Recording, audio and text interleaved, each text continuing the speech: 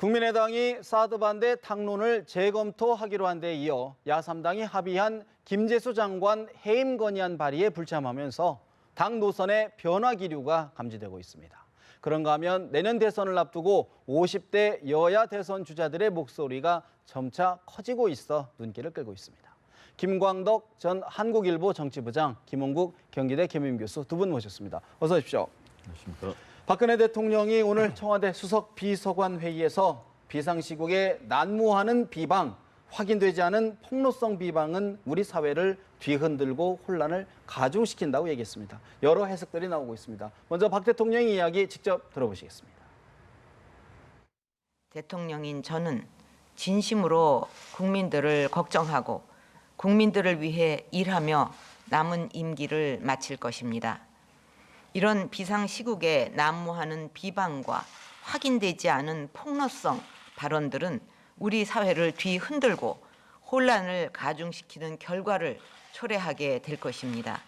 국민들의 단결과 정치권의 합심으로 이 위기를 극복해 나가지 않으면 복합적인 현재의 위기를 극복해 나가기 어려울 것입니다.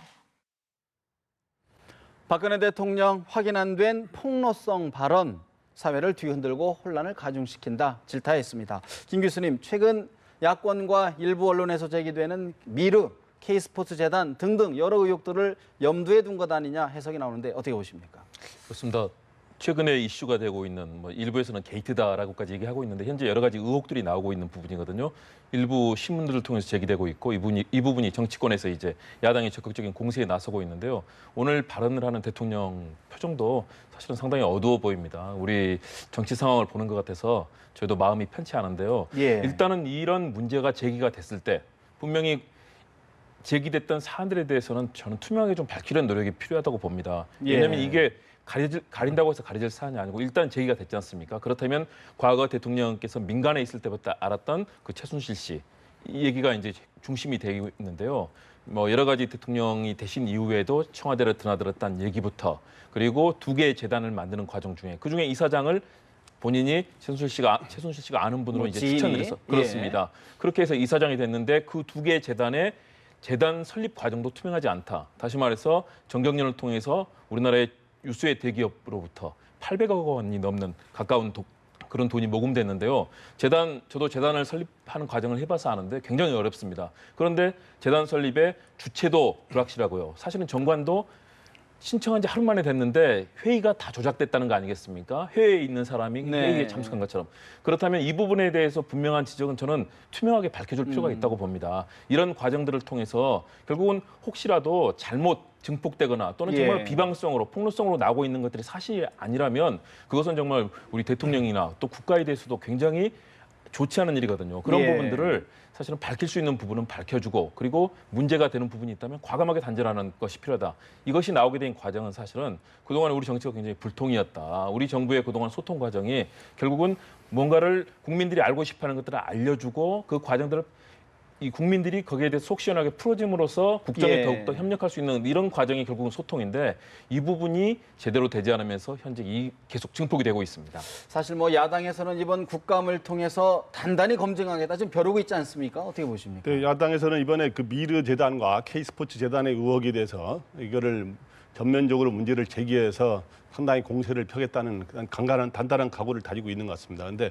일단 지금 박근혜 대통령 말한 거 보면서 박근혜 대통령과 야당 측 입장에서 한번 분리해서 한번 보고 싶은데 박근혜 대통령 오늘 보니까 녹색 자켓을 입고 나왔는데 저럴 때 할 때는 보면 과거에도 보면 좀 결기 있는 발언할 때라든가 안보 국면 이렇게 좀 그런 거 강조할 때 저 옷을 많이 입고 나오는 것 같더라고요. 그래서 오늘 박 대통령 입장에서 비상시국에 비방과 확인 안 된 폭로성 발언이 이렇게 혼란을 초래하면 안 된다. 이 심정은 이해가 갑니다. 그러니까 이제 현재 안보라든가 이제 지진이라든가 이제 북핵 미사일 이런 상황에서는 서로 단합하는 게 필요하거든요. 그런데 여기에서 확인 안 된 폭로를 하는 건 안 된다라고 하는 말은 심정은 이해가 되는데 그럼 근데 확인 안 됐다 그래서 무조건 그러면은 문제를 제기하지 않느냐 해서 야당이 이제 문제를 제기하고 있는데 저는 야당이 문제를 제기할 수 있다고 봅니다. 야당 입장에서 왜냐하면 지금 정기국회가 들어선 데다가 이제 국감을 앞두고 있잖아요. 그래서 이때 의혹을 제기해서 이제 규명을 하는 거지 않습니까? 72일을. 근데 이제 하게 되면 이제 무조건 분명한 근거를 대지 않고 이게 사실이다라고 공세를 너무 정치 공세만 펴면 그렇지만 사실을 최대한도로 근거를 대면서 하는데 지금까지 제기된 거 보면 크게 한 4가지의 의문점을 제기할 수가 있어요. 왜 그 두 재단이 예. 왜 하루산에 그 허가가 나왔느냐? 그리고 두 재단이 각각 300~400억 정도의 정경련 소속 그 계열사들이 기업들이 이렇게 했는데 이렇게 많은 회사를 하는데 과연 강제 모집은 아니었느냐 하는 의혹을 제기가 되고 있는 거고 그다음에 거기에 이제 그 과정에서 안종범 경제수석이라든가 비선으로 거론되고 있는 최순실 씨, 네. 정윤회 씨 전 부인이죠. 근데 그래도 과연 개입을 했느냐 하는 논란이 나오는 거고 제기된 의혹들이죠. 이제 그다음에 이 두 재단이 도대체 뭘 하는 것인가 이런 궁금증들이 국민들이 있는 게 사실이에요. 근데 이제 오늘 보면 총리는 다 그런 게 법 절차에 따라 이루어졌고 이런 뭐 기업에 돈을 뜯은 적 없다라 해서 해명은 했어요. 근데 예. 저도 이제 정확하게 사실관계가 규명이 안 되기 때문에 저도 궁금증을 갖고 바라보고 있는데. 근데요, 사실 지난해 정윤회 이른바 비선 국정농단 의혹이 있을 때 사실 뭐 드러난 게 없었지 않았습니까? 예, 어떻게 보십니까? 실체가 좀 규명이 될까요? 그때도 그 제대로 규명이 되지 않고 이제 그 의혹 제기로 끝나고 이제 청와대는 그 찌라시에 나오는 얘기다라고 네네. 해서 이제 마무리됐는데 요번은 단순히 뭐 그거하고는 조금은 다른 것 같아요. 일단 두 재단이 실체가 있는 거기 때문에 그래서 저는 이러한 여러 가지 야당이 제기하고 있는 야당이니까 묻지마식 정치 공세는 바람직하지 않고 가고 예. 이런 의혹 제기는 가능하고 근데 이거에 대해서 어떻든 사실 여부를 청와대도 정부도 당연히 무조건 아니라고 하지 말고 왜 이런 점에서 아니라고 해명할 수 있으면 해명하고 야당도 또 이왕이면 근거를 대서 네. 문제를 제기하고 하는 식으로 논쟁이 흘러가더라도 가야겠습니다. 일방적인 근거 없는 폭로는 안 된다. 확실한 팩트, 사실에 기반한 의혹 제기가 돼야 된다. 어떻게 보십니까? 맞는 말씀입니다. 왜냐하면 분명히 왜 이런 재단이 만들어졌고 그 과정에서 지금 특별감찰관 이석수 감찰관이 당시에 안종범 수석이 이 상황에 개입됐다는 부분을 조사하고 있었다는 거 아니겠습니까? 일부 보도에 따르면 그것 때문에 예. 결국은 이석수 감찰관이 이런 국기문란까지 발언이 나오게 되는 그런 과정이 나왔다는 거고요. 그렇다면 왜 이런 과정이 있었고 왜 하루 만에 정말 그리고 조작된 정관 아니겠습니까? 왜냐하면 회의록이 조작됐다는 것은 사실상 이 불법적인 형태로 재단이 만들어졌다는 얘기가 되는 건데 그렇다면 왜 이런 일이 벌어졌는지 그 부분에 대해서는 분명하게 팩트가 제기돼 있기 때문에 네. 사실은 청와대는 여기에 대해서 답을 해줘야 합니다. 알겠습니다. 특히 예. 민정수석이 왜 있겠습니까? 민정수석이 사실은 이런 것들에 대해서 정확하게 밝혀서 국민들의 의혹이 없게 하고 그럼으로써 도리어 대통령의 국정이 더 네. 원활하게 굴러갈 수 있어야 되는데 지금 나오는 상황은 청와대에서도 일고의 가치가 없다. 이런 말들이 반복되고 있지 않습니까? 저는 이런 상황이 나왔을 때 국민들에게 최소한 더 밝혀줄 수 있는 예. 이런 내용들을 알려줌으로써 그리고 야당이 분명히 야당이 질문을 할 수 있습니다. 야당의 질문에 대해서는 정확하게 답변을 해주는 것이 결국은 의혹을 없앰으로써 예. 국민들이 국정에 협력하게 할 수 있는 거죠. 사실관계를 정확하게 여기서 그러니까 아까 그런 것들도 회의록 위조가 있었다고 일부 언론에 보도가 있었잖아요. 그래서 아까 이제 위조라고 단정을 하셨는데 이걸 또 오늘 총리는 회의록 위조는 없는 것으로 안다라고 네, 국회 국회에서 답변했어요. 답변했죠. 근데 이거면은 72비를 어떤 점에서 조작되지 않았다. 어떤 점에서 조작됐다 하는 거를 명확하게. 정확하게 서로 양측에서 하면서 이거를 의혹을 규명해가는 이런 식으로 가는 게 네. 팩트 위주로 이렇게 아까 가면은 말씀하셨던 것처럼 실체가 있는 거에 대한 의혹 제기이기 때문에 국정감사 또 여러 가지 과정을 거쳐서 이런 부분들이 좀 더 윤곽이 드러나지 않을까 그렇게 좀 기대를 해보고요. 또 하나 사실 오늘 박 대통령이 지진 방문 현장 여러 논란이 있어서 아주 비통하다 이런 말씀을 하셨는데 결국에 이제 일부 언론에서 제기됐던 그 사진 논란 아니겠습니까? 김 교수님 어떻게 보십니까? 그렇게 엉덩이 엉거주춤해가지고 손을 뻗는 그런 사진인데 어떻게 보셨습니까? 저는 이렇게 논란이 비화된 자체가 참 안타깝다. 그리고 사실 대통령께서 지진 현장에 얼마나 걱정이 되고 또 공포스러운 주민들을 위로하기 위해서 간 그 마음은 충분히 이해가 되지 않습니까? 분명히 주민들을 위로하고 주민들과 앞으로 주민들에게 우리 정부가 열심히 복구하는 데 힘을 더할 거다라는 것. 예. 그 현장에 대해 이 상황이 이렇게 바뀌게 된 부분은 상당히 안타깝고요. 일단은 대통령의 충정에 대해서는 국민들이 다 이해를 하시리라고 믿고요. 그 과정에서 저는 일부 언론의 이 해석과 또 예. 청와대가 바라보는 해석이 다른 점들이 분명히 있는데 그 과정에서 결국은 뭐냐면 그동안의 우리 정부의 불통이 결국은 이런 논란을 키웠다. 예. 결국은 국민들과 만나고 조금 전에 나온 여러 재단의 뭐 이런 문제 같은 경우도 그 과정들을 소상히 설명하고 투명한 정보 공개가 되고 그동안에 또 시민들을 만나시고 이런 과정들이 결국은 항상 국민들과 만나는 그 소통하는 식으로 이루어졌다면 이런 논란이 비화되지 않았을 텐데 이런 이 국정에 대한 그리고 또 대통령을 둘러싼 논란으로까지 비화하게 된 게 저는 좀 안타깝습니다. 안타깝다. 사실 뭐 해당 신문 바로 이제 사진 설명을 이제 고치고 이제 해명을 하긴 했는데 어떻게 보십니까 이번 논란? 저도 이런 논란이 대통령의 일거수일투족을 이렇게 사진을 찍어서 이거는 이래서 뭐 이렇게 흙을 일부러 안 밟은 무슨 공주 같다는 식으로 이제 접근하고 그랬는데 이런 논란이 벌어지는 게 좀 안타깝고요.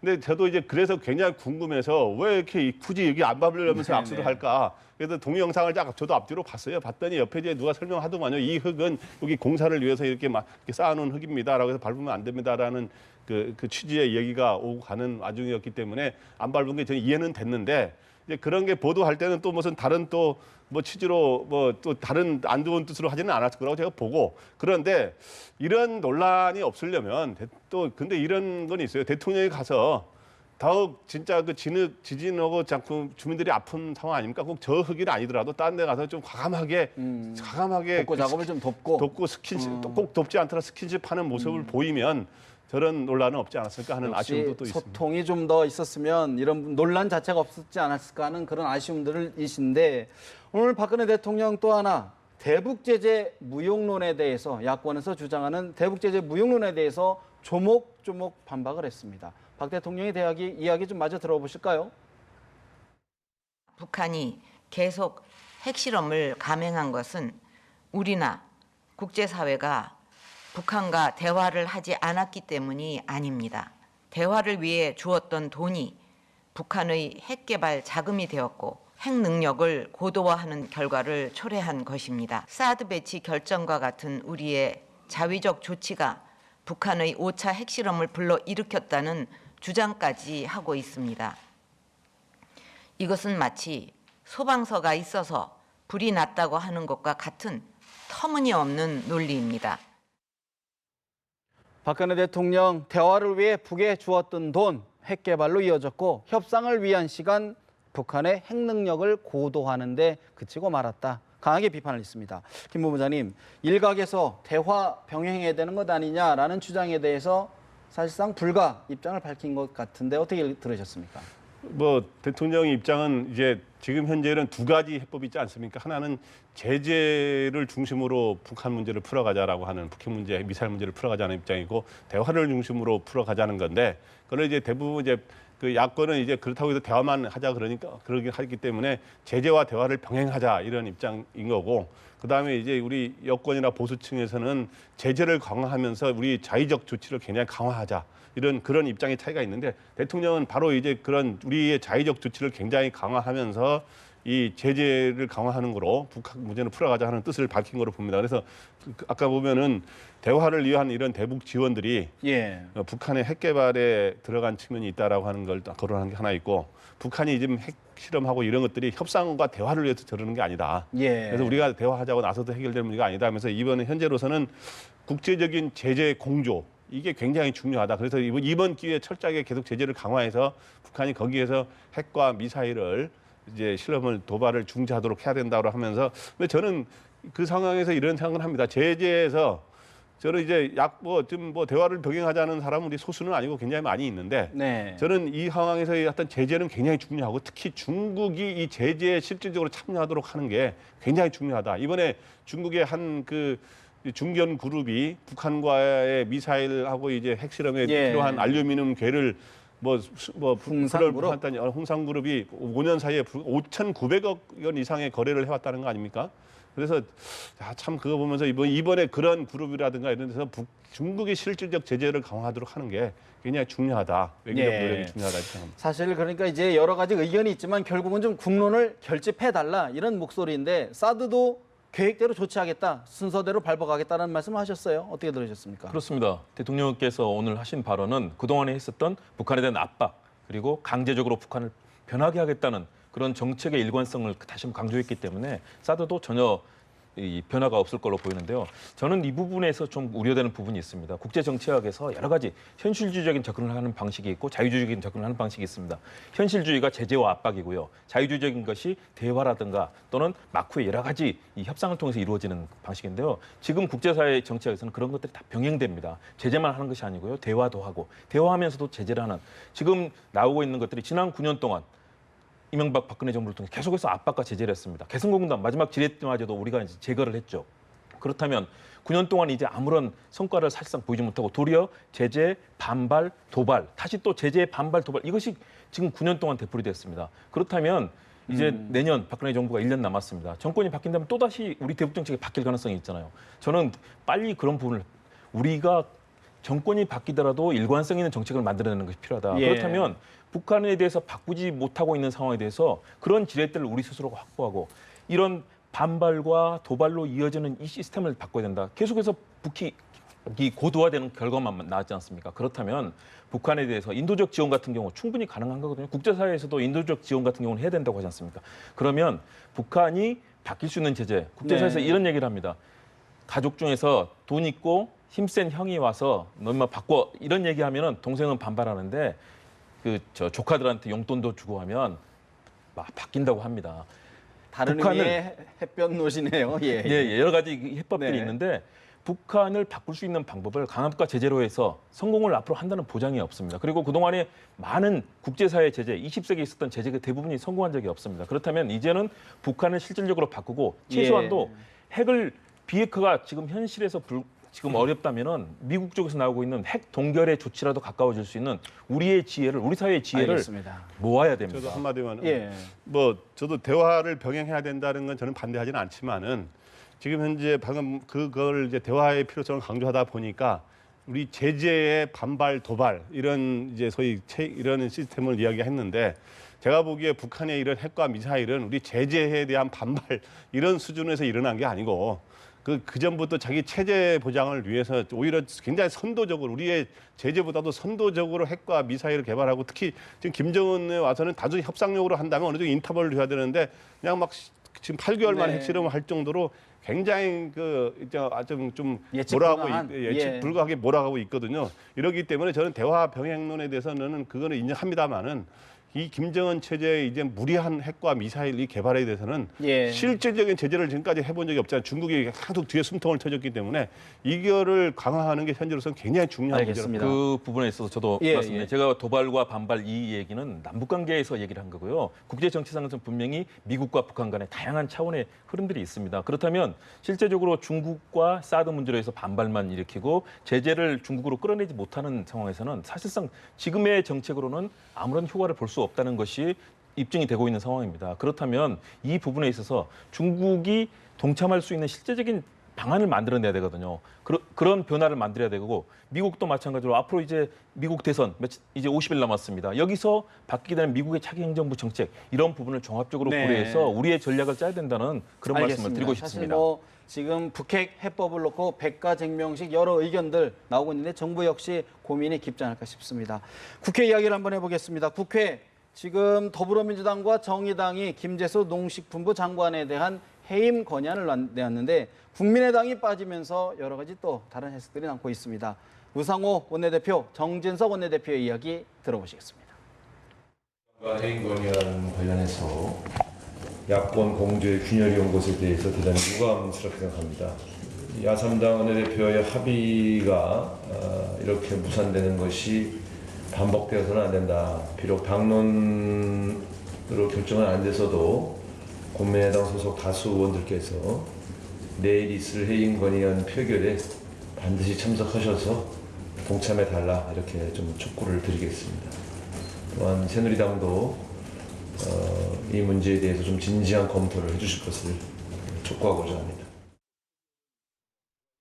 김재수 장관 해임 건의안 제출은 한마디로 명분도 없고 요건도 맞지 않고 실익도 없는 국정 혼란 행위입니다. 대부분의 국민의당 의원들께서는 북핵 문제, 지진 문제로 국민들이 굉장히 걱정하는 시점에서 이런 것까지 제출하는 것이 과연 옳은 것이냐 하시면서 반대하셨다고 합니다. 국민의당 의원님들의 성숙한 국정 책임의식에 대해서 존경과 감사의 말씀을 드립니다. 본회의 표결을 강행함으로써 초래되는 정기국회 파행 사태에 대해서 더불어민주당은 모든 책임을 떠안아야 할 것입니다. 더불어민주당 우상호 원내대표, 야권 공조는 무산이 됐지만 국민의당 내일 해임 건의안 표결에 나서달라라고 촉구했습니다. 새누리당 정진석 원내대표, 한마디로 명분도 요건도 실익도 없는 정치 공세다, 국정 혼란 행위다라고 규정을 했습니다. 김모 부장님, 지금 국민의당이 빠진 상황에서 야당 표결 강행할까요? 한다면 어떻게 될까요? 일단은 요거부터 이야기하면은 국민의당이 빠짐으로 인해서 맥이 빠지고 김이 좀 빠지게 됐어요. 그래서 특히 야권 경조에 이제 균열이 생긴 첫 신호탄인데 일단 표결 가능성은 저는 좀 있다고 봅니다. 있다. 일단 왜냐하면 지금 현재 이 3당 구도이기 때문에 법대로 해야 되거든요. 협상도 협상이지만 원래 이제 의사 일정이라는 거는 원래는 여야가 협의해서 교섭단체 대표들끼리 협의해서 하게 돼 있는데 요거인 경우는 법대로 하게 돼 해임 건의안은 제출하면 24시간 이후 보고한 뒤에 24시간 이후 72시간 이내에 표결한다라고 하는 규정이 있기 때문에 근데 오늘 또 국회의장이 오늘 또 기자 간담회에서 네. 자기는 법적 절차대로 하겠다 이렇게 했더라고요. 그러다 보면 그거 말대로만 하면 표결한다는 거예요. 그러나 이제 여당하고 이 협의가 되지 않은 상태에서 이사일정을 강행하는 게 부담은 좀 있어요. 상당한 정치적 부담이 있죠. 네, 그렇기 때문에 그건 표결을 반드시 간다 장담 못한 하게 될 가능성이 있고 그다음 표결되면 과연 어떻게 되느냐 그러면 그렇죠. 제가 보기에는 부결 가능성이 좀 높다고 부결 봅니다. 가능성이 왜 높다. 그러냐? 일단 새누리당이 전체 300석 중에 새누리당 129석이 표결에 불참하겠다는 입장을 표명하고 있거든요. 표결에 참여하면 반란표가 나올 수가 있어요. 그리고 야당도 부담 없이 그 새누리당 반란표라고 하면서 자기네들도 반대하기가 쉬워진다고. 그런데 새누리당이 빠져버리잖아요. 그러면 국민의당은 이번에 결의안 제출에 동참을 안 했는데 반대하면 딱 그 반대한 사람은 국민의당이 반대한 거로 딱 정확히 몇 표가 나와버리잖아요. 표수가 분명하게 계산이 되는 거죠. 국민의당은 아마 뭐 투표하더라도 뭐 크로스 보팅 자유 투표에 맡길 수도 있고 여러 가지 하는데 그렇기 때문에 국민의당의 이 표가 나뉘는 게 당의 굉장히 분열의 씨앗이 돼요. 부결이 될 경우에는 더불어민주당에도 국민의당에도 모두 부담이 될 수밖에 없는 네, 상황이다. 그래서 예. 이 부결의 가능성이 가능성이 조금 더 높다. 어떻게 보십니까, 김 교수님? 표결 가능성이 일단 높고 예. 막판에 타결 가능성을 배제할 수는 없습니다. 왜냐하면 새누리당이 집권 여당이 빠지게 된다면 투표를 하는 과정 중에서 야당도 부담이 있거든요. 그렇기 때문에 새누리당과 마지막까지 협상을 할 겁니다. 그런데 일단은 법적 절차에 따를 수밖에 없는 상황이기 때문에 투표로 들어갈 가능성이 있다. 저는 가결 가능성이 좀 더 높다고 봅니다. 왜냐하면 이번에 이 얘기가 농해수 위원들을 중심으로 해서 왜냐하면 이제 농림부 장관을 다루는 거기 때문에 네. 농해수 위원들이 일단은 여기에 반대를 대해서 했고. 반대를 했습니다. 상임위에서 농해수위원회가 19명입니다. 그중에 국민의당 의원이 3명이거든요. 황주영 의원, 김종혜 의원, 그리고 정인화 의원. 세 사람이 다 농촌 지역의 의원들입니다. 이 의원들이 이제 농림부 장관 이슈이기 때문에 적극적으로 나서는 부분에 대해서 부담감을 갖고 예. 있었고요. 당내에서는 이 의원들을 좀 일정하게 배려했다라는 저는 그런 생각을 하게 됩니다. 그리고 현재 국가적 상황에 대해서도 국민의당 내에서 우려하는 목소리가 있다. 그런데 국민의당 전체 38석 중에서 예. 여기에 반대를 하는 의원과 찬성하는 의원의 성향을 제가 분석을 해보니까 가결될 가능성이 좀 더 높다. 그리고 현재 국내당 내에서도 서로 이 문제를 놓고 아주 치열하게 지금 토론이 벌어지고 있습니다. 그렇기 때문에 저는 새누리당을 제외한 의석수의 분포로 봤을 때는 예. 150표 이상을 획득할 넘을 수도 가능성이 있다. 있다. 그렇기 때문에 가결 가능성을 좀 가결될 짚어봅니다. 경우 사실 국민의당 후폭풍이 만만치가 않을 것 보이는데 사실 이번 국민의당의 표결 불참이 아니라 이제 해임 건의안 불참을 놓고 좀 기류가 바뀌는 것 아니냐라는 이야기가 나오는데 박지원 비상대책위원장의 이야기 잠시 들어보실까요? 어제 우리 국민의당은 야 3당이 공동으로 제출하기로 했던 김재수 농림축산식품부 장관에 대한 해임 건의안을 제출하지 함께 못했습니다. 결과적으로 야 3당과 했던 약속을 지키지 못하게 된 것에 대해서 부야당에게 죄송하다는 말씀을 드립니다. 지금 현재 현안인 미르 K스포츠 재단, 북핵 문제, 지진 문제 등 현안에 집중해야 한다는 의견도 많았습니다. 국민의당 박지원 비대위원장 결과적으로 약속을 지키지 못해 두 야당에 죄송하다. 하지만 아직 표결 처리 방법, 방침 정하지 않았다라고 얘기했습니다. 김 본부장님, 사실 이번 국민의당이 해임 건의안 채택하지 그 건의안 제출하는데 불참한 이유가 여러 지금 국민의당 지지율이라든가 안철수 전 대표의 지지율 뭐 이런 부분들과 연동이 돼 있다라는 시각이 나와요. 어떻게 보십니까? 그런 게 상당한 관련이 있죠. 사실은 당의 이제 핵심 생명이 뭐냐 하면 우리는 정권을 잡을 수 있다. 우리가 대통령을 만들어낼 수 있다. 이걸 보여줘야 계속 당은 생명력을 갖게 되는데 그거의 전제가 지지율이 나와줘야 그걸 그렇죠. 그렇게 눈에 보이기 시작하는 거 아닙니까? 근데 현재 그러한 지지율을 나중에 한 이유가 됐는데 일단은 그 총선 이후에 처음에 노선 설정한 거를 수정하려는 단계에 와 있는 것 같아요. 처음에 총선 그 이후에 이제 제3당으로 되긴 되고 제3당으로 나오니까 이제 그게 좀 힘이 빠지는 거 아닙니까? 그런데 정당 득표에서는 2위를 했으니까 네. 우리가 선명 야당으로 선명성. 나가면은 호남에 지금 의석을 많이 차지한 거를 확실히 다지면서 그걸 기반으로 눈덩이로 굴려가는 야권의 지지층을 굴려가는 이런 적전에서 선명 야당론을 제기했는데 그 선명 야당론의 깃발이 조금 바래지면서 그 한계에서 이제 다시 제3의 길로 가려고 하는 기류다. 그래서 결국에는 이 선명 야당으로 가다 보니까 또 캐스팅 보트로 제3당의 캐스팅 보트를 지는 이런 역할도 못하게 됐거든요. 네. 그렇게 하면서 이제 앞으로 당의 활로를 찾아보자 하는 계산에서 이번 여러 가지의 이제 변화 기류들이 나타나는 거 봅니다. 그렇다 그러면 이런 움직임들이 중도층의 이탈, 이른바 이탈을 좀 막을 수 있는 계기가 될까요? 어떻게 보십니까? 일정한 계기가 될 거라고 봅니다. 왜냐하면 국민의당이 현재 주춤하고 있는 상황은 결국은 여권의 반기문이라고 하는 현재 가상의 주자가 전반적인 지지율에 이 잠식하고 있는 부분이 너무 큰 거거든요. 그리고 야당에서도 특히 문재인 전 대표가 가지고 있는 두 사람을 합하면 거의 절반 이상의 그렇죠. 지지율을 가져가고 있거든요. 그렇다면 국민의당이 확장할 수 있는 가능성이 어디인가? 결국은 국민의당은 중도로 외연 확장을 하면서 호남을 중심으로 하는 또 진보 진영의 표심도 따내면서 결국은 문재인 전 대표와 맞설 수 있는 힘을 갖는 것이 중요하거든요. 그렇다면 이런 다양한 행보를 통해서 결국은 국정 영향을 미치고 국정에서 뭔가 기여도 하면서 또 바꿔내는 역할을 보여줌으로써 예. 국민의당이 그런 지지도를 가져갈 수 있고요. 그 결과 그 앞에는 결국은 안철수 전 대표가 선두에 서야 하고 소위 말하는 빅텐트 제3지대론의 손학규 더불어민주당 전 고문이라든가 예. 이런 분들이 같이 결합해주면서 당의 내연을 깊숙하게 하면서 외연을 확장하는 그런 흐름으로 가야 되는데 현재는 그런 기로에 서 있다고 봅니다. 기로에 서 있다. 그렇습니다. 여기서 이제 안철수 전 대표 같은 분의 적극적인 역할이 좀 더 나와줘야 되고요. 그리고 중도의 외연에서 뭔가 성과를 만들어내는 제3지대 예. 성과론이 또 중요하겠죠. 그런데 당내에서는 지금 안철수 전 대표하고 반기문 유엔 사무총장이 단일화할 수도 있다. 이게 뭐 다른 당 이야기뿐만 아니라 국민의당에서 나오는데 일단 우리 안민석 더불어민주당 의원의 이야기를 먼저 좀 들어보실까요?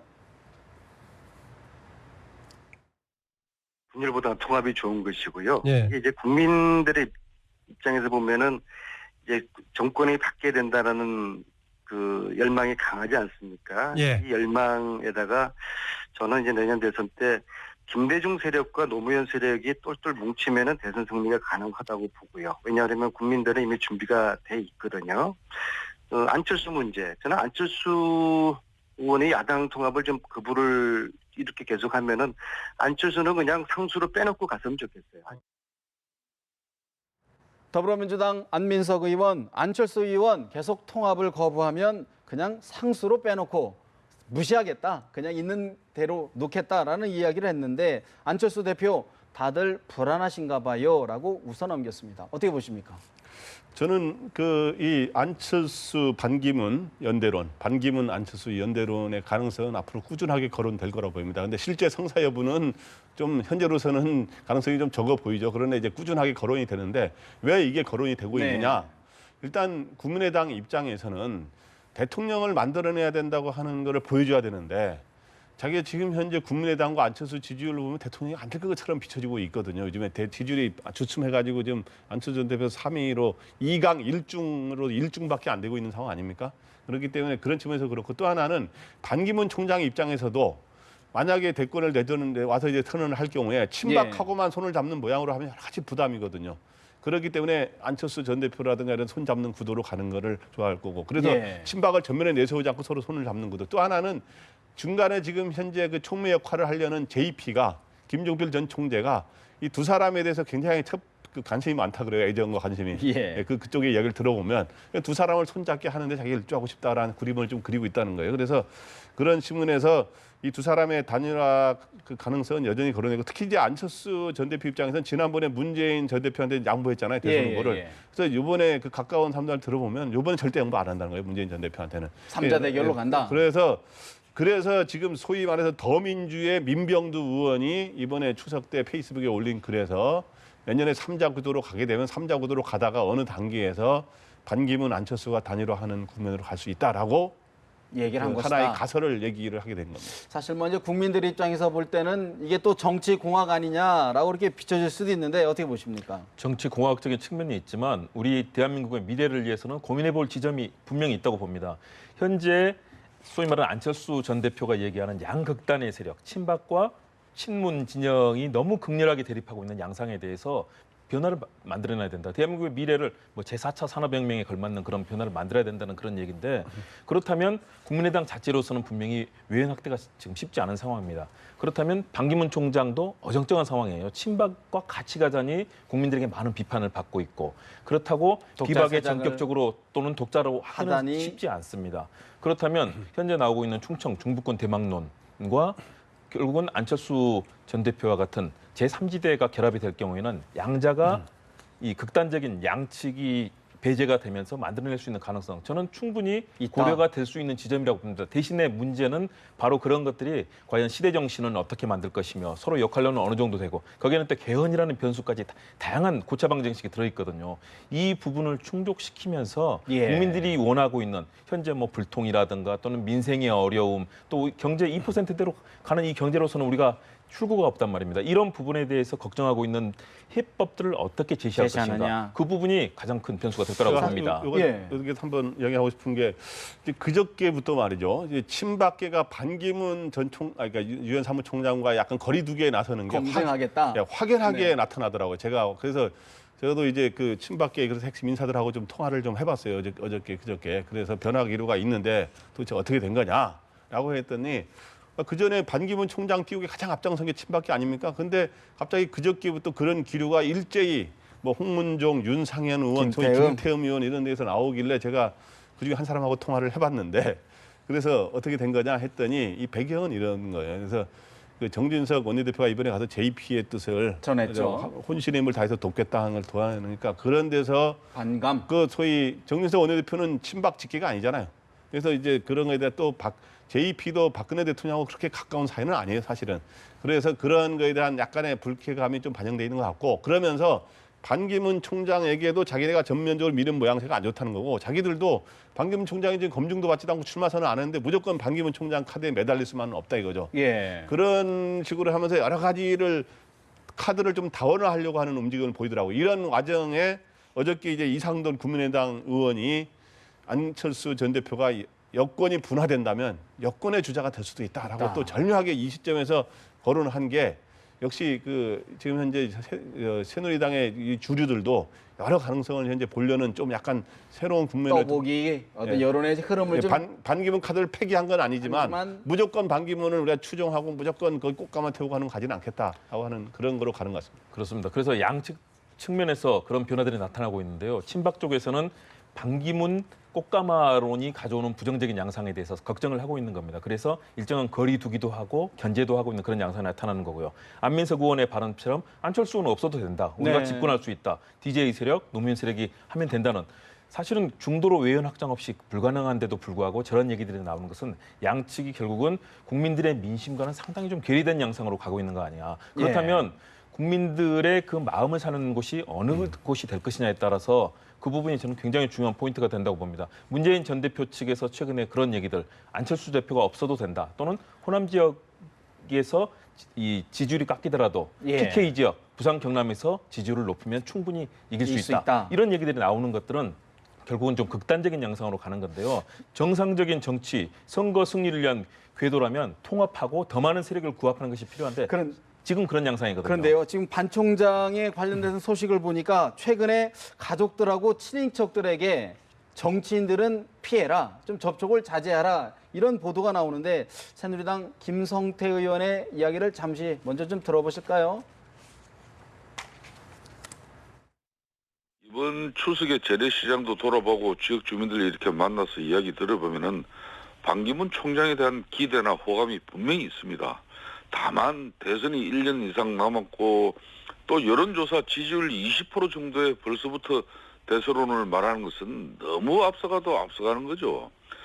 현재 다양한 추측이 있지만은 반 총장이 정말 실제로 출마할지 또 새누리당과 함께 할지 지금은 아무것도 정해진 게 없지 않은 거예요. 아하. 더욱이 정치권이 나서서 띄우기를 시도하는 건 그건 바람직하지 않아요. 새누리당 김성태 의원 대선까지 1년 이상이 남았다. 현재 여론조사 20%인데 대세론이라고 이야기하기는 너무 앞서가는 것이다 라고 이야기를 했습니다. 김 교수님, 반 총장의 대권과도 역시 본인 문제, 본인의 주변 문제가 될까요? 어떻게 보십니까? 그렇습니다. 본인의 주변 문제 그리고 그동안에 보여왔던 그 리더십이 과연 어느 정도가 되는지, 과연 외교안보 쪽에서 유엔 사무총장으로서 활동을 했지만 그럼에도 불구하고 결정적으로 국가를 경영하고 국민들의 어려움을 헤쳐나갈 수 있는 그런 리더십을 보여줄 수 있는 것이 되느냐. 그리고 반기문 총장의 가족들에 관련해서도 여러 가지 논란들이 그동안 나왔지 않습니까?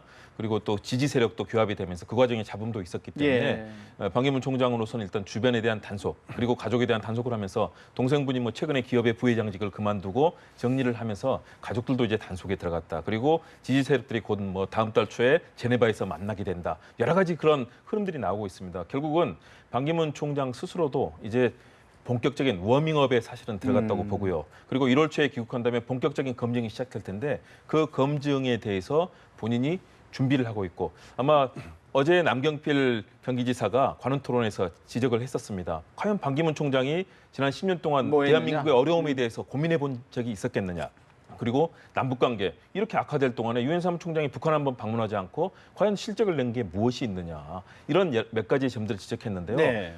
결정적으로 이제 1월 귀국하시게 되면 이에 대한 검증이 들어갈 답을 해야 된다. 그렇습니다. 답해야 되고요.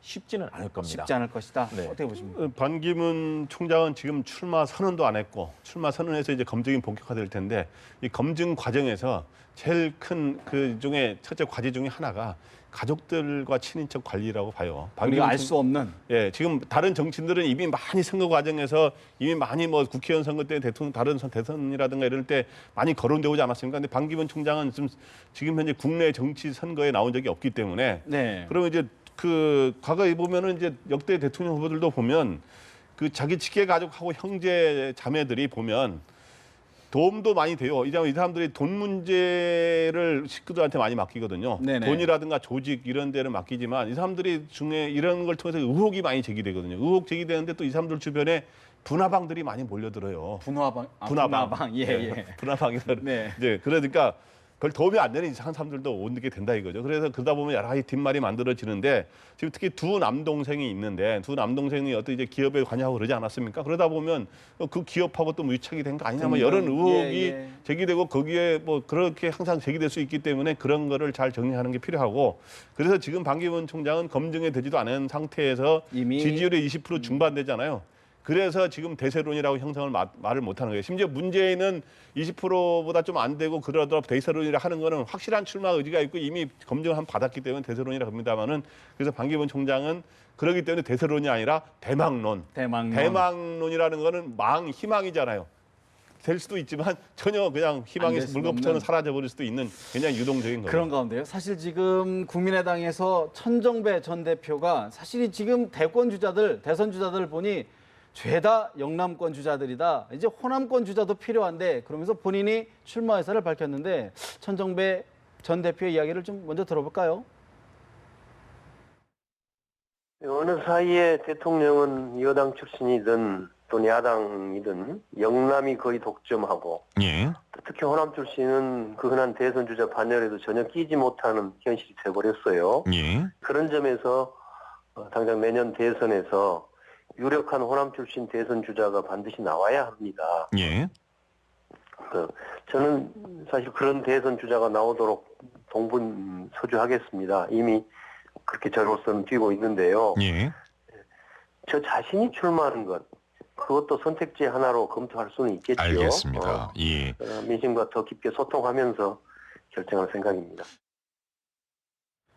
국민의당 천정배 전 대표, 여당이든 야당이든 영남이 거의 독점하고 호남 출신은 그 흔한 대선 주자 반열에도 한 명도 끼지 못하고 있다. 이런 이야기를 했습니다. 어떻게 보십니까? 천정배 전 대표 얘기는 요지는 그겁니다. 이제 호남의 유력한 대선 주자가 지금 없잖아요. 그 안타까움을 표시한 것이고 그래서 이 과정에서 자기도 호남 대선 주자로 한번 틈새를 노려볼 수 있느냐 하는 그 의사도 살짝 비추면서 네. 결국엔 내년 대선 과정에서 호남이 정권 창출 과정에 주도적으로 참여하거나 최소한 연정에는 참여해야 된다고 하는 의사를 표시한 것으로 보입니다. 그래서 아까 말씀 영남 주자가 대부분이라고 하는 말은 뭐냐면 지금 현재 보면 유력 주자 보면은 반기문 유엔 사무총장은 충청 출신이고 나머지 지금 지지율 2, 3, 4위로 5위로 쫙 가는 분들이 보면 다 소위 부산 경남 출신이에요. 그 중에서도 여기 그래서 문재인, 안철수, 박원순, 김무성 이런 분들이 다 부산 경남이잖아요. 그런 거에 대한 굉장히 좀 안타까움이 좀 있을 겁니다 아마. 어떻게 보십니까? 사실상 뭐 희망에 섞인 말씀이라고 하셨는데 어떻게 분석하십니까? 저도 희망이 섞인 발언이라고 봅니다. 그러나 천정배 의원이 그동안에도 대선 출마의 꿈은 분명히 가지고 있었습니다. 대신에 국민들의 지지율을 끌어올리는 데 있어서는 사실은 성공하지 못했거든요. 그렇다면 그동안의 의정 활동을 통해서 어떤 평가를 받을지, 특히 호남 지역에서 주자가 없기 때문에 그 부분에 대해서 최소한도 다음 선거에서 연립정부 또는 연합 형식이 된다면 분명히 일정한 지역별 지분들에 대한 논란이 있을 거거든요.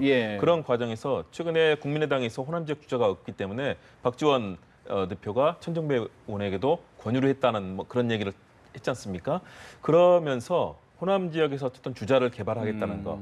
정동영 의원이 과거에 이제 대통령 후보를 했었고요. 김대중 대통령 이 두 사람을 제외하고는 사실은 현재 대권 주자로 거론되는 분들이었기 때문에 앞으로 바뀔 수 있는 개헌과 다양한 세력의 연정의 흐름 속에서 일정한 지분과 또 정치적인 역할에 대해서 논의하는 과정 중에서 천정배 의원에 대한 얘기가 되는 겁니다. 호남 민심을 겨냥한 제스처다라고 좀 봐야 될 것 같은데 사실 지금 어제 눈길 끄는 게 하나가요. 이현재 전 부총리와 이광재 전 광원지사가 이끄는 민간 싱크탱크 여시제가 눈길을 끄는데 김 교수님, 어제 남경필, 김부겸, 안희정 50대 이른바 대권 잠룡들이 대거 출동했는데 50대 기술론을 얘기한 것 같아요. 어떻게 보십니까? 50대 기술론이 떠오르고 있습니다. 왜냐하면 현재 나오고 있는 주자들, 소위 말해서 반기문, 그다음에 문재인 전 대표라든가 이런 분들이 사실은 그동안에 너무 많이 얘기가 되면서 일부 식상한 측면들을 갖게 된 것 같아요. 그리고 계속해서 이렇게 뭐 친박이라든가 친문 뭐 이런 얘기가 되다 보니까 과연 이런 싸움을 하는 분들이 국가를 경영할 수 있겠느냐. 도리어 젊지만 지역 광역단체장들을 하면서 행정 경험과 다양한 의정활동 경험을 가진 분들에게 희망을 가져보는 것이 어떠냐. 이런 50대 기술은 있는 것 같아요. 제가 어제 여시제 그 현장에도 갔었는데요. 아주 남경필 지사라든가 또 김부겸 의원도 왔었고요. 안희정 지사. 굉장히 활발하게 특히 해외 언론인들하고도 접촉하면서 다양한 얘기들을 나누는데 이들에 대한 기대감이 있다고 봅니다. 최근에 관훈클럽에서 하고 있는 뭐 토론회도 이분들이 지금 계속해서 중심이 돼서 논의가 되고 있거든요. 그렇다면 분명히 우리 국민들 사이에서 낡은 정치보다는 정말 새로운 정치에 대한 기대를 해보는 게 어떠냐. 대신에 이분들이 쌓아왔던 경험들이 이제 일정하게 저는 무르익었다고 봅니다. 대신에 이것이 국민의 영망에 맞을 정도로 정치적인 폭발력을 만들어낼 수 있을 것이냐. 그 부분이 관심입니다. 어제 한 목소리로 여야 정파를 떠나서 힘을 모아야 한다라고 얘기했는데 김 교수님 어떻게 보십니까? 김 의원님. 네, 그래서 저는 50대 기술론, 이런 세대 교체론이 성장할 수 있는 여건은 갖춰져 있어요. 여건을 갖췄다는 게 무슨 말이냐 하면 카리스마 정치인의 시대가 지나가고 협치를 중시하는 시대가 됐다는 데서는 여건은 갖춰져 있는데 실제 지금 이 50대 기술원들이 하고 있는 현재의 모습을 보면 내년에 바람이 그렇게 강하게 불 것 같지는 현재는 않은데 그러나 이제 이럴 경우는 강하게 바람이 불 수 있어요. 반기문 유엔 사무총장이 만약에 출마가 좌절된다든가 그것 때문에 지금 못 자라고 있거든요. 또 하나는 제3지대론 안철수 전 대표와 손학규 전 대표의 제3지대론이 불발될 경우에는 상당한 틈새와 이런 데 그 사이에 폭발력이 생기면서 세대 교체론도 다시 부를 수 있는 기회가 된다. 이렇게 봅니다. 알겠습니다. 사실 오늘 안희정 충남지사 오늘 관훈 토로에서 세대 교체를 넘어서 새로운 시대 교체를 해야 된다라는 이야기까지 했는데 50대 기술은 어떻게 움직일지 더욱 지켜보겠습니다. 두 분 말씀 오늘 여기서 마치겠습니다. 말씀 고맙습니다.